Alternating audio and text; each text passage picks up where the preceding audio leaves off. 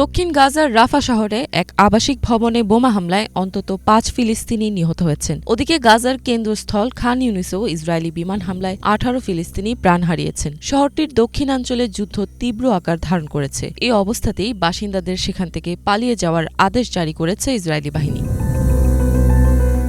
অসংখ্য ক্ষেপণাস্ত্র হামলার কারণে বিপজ্জনক হয়ে ওঠায় ঘর থেকে বের হতে পারছেন না কেউই। প্রায় এক সপ্তাহ ধরে খাবার এবং পানি ছাড়া আটকা পড়ে রয়েছেন সেখানকার বাসিন্দারা। জাতিসংঘের মানবিক সহায়তা সংস্থা জানিয়েছে, পূর্ব খান ইউনিসের শত শত ফিলিস্তিনি ইসরায়েলি হামলার মধ্যে আটকা পড়ে রয়েছে। ইসরায়েলি বাহিনীর বাধার মুখে শহরটিতে প্রবেশ করতে পারছে না উদ্ধারকারীরা। গত এপ্রিল মাস থেকে গাজায় ত্রাণবাহী ট্রাকেরও প্রবেশ প্রায় ৫৬% কমেছে।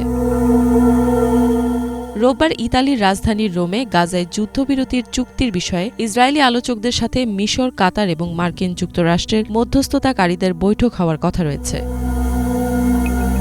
গাজা ইসরায়েলের নির্বিচার হামলায় কমপক্ষে ৩৯,১৭৫ জন প্রাণ হারিয়েছেন, আহত হয়েছেন ৯০,৪০৩ জন। ইফাল জাহান, বাংলা ভিশন।